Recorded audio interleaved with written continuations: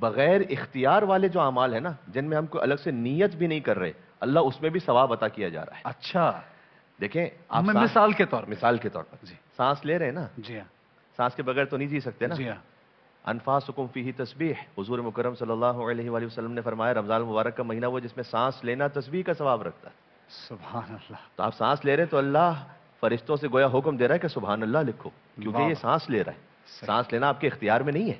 صحیح. سونا وہ انسان کے روزانہ کے روٹین میں نومکم جی ہاں. فیہ عبادہ، سونا عبادت کا ثواب رکھتا ہے. کوئی حرام کام سے اپنے آپ کو بچا کر کوئی سو بھی جائے، عبادت کو اس نے انجام دیا. اچھا. سونا بھی عبادت ہے.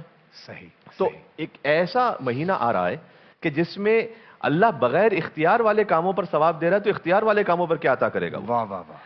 اور سب سے اس میں بڑی بات یہ ہے، حدیث شریف کا مفہوم ہے کہ شکم سے زیادہ مشکل اور افضل ہے زبان کا روزہ، اور زبان سے زیادہ افضل ہے دل کا روزہ.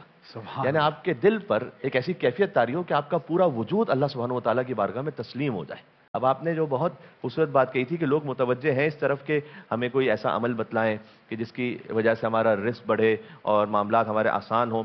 تو دیکھیں یہ تو ہے، اہم بات ہے. آپ سوروں کی تلاوت کیجئے، اذکار پڑھیے، اس میں تو کوئی شک ہی نہیں. لیکن خالی عملیات پہ توجہ نہ ہو، اخلاقیات پر بھی ہو. واہ، عملیات پہ تو توجہ ہے، صرف ریچولسٹک نہیں. جی، یعنی آپ کا عمل کیا ہے وہ بڑا ضروری ہے. عملیات پہ تو ہماری توجہ بیٹھی ہوئی ہے کہ مثلا جو ہے نا ہم فلاں دعا پڑھ لیں فلاں. لیکن میں اسے سوال کروں، یار بہن کا حق تو نہیں کھایا تھا وراثت میں؟ ارے ارے یہ تم بھائی سے تعلق تو نہیں توڑ کے بیٹھے ہوئے، قطع رحم تو نہیں کیا ہوا؟ ماں باپ تو تمہارے ناراض نہیں بیٹھے ہوئے؟ کہیں تم حرام تو نہیں کما رہے؟ کہیں قرضہ لے کر جو ہے وہ کھا تو نہیں گئے؟ ان چیزوں پہ توجہ نہیں ہے. ہم خالی عملیات نہیں، وہ سب وہ خود جس چیز بتاتے ہیں بس رزق بڑھ جائے گا.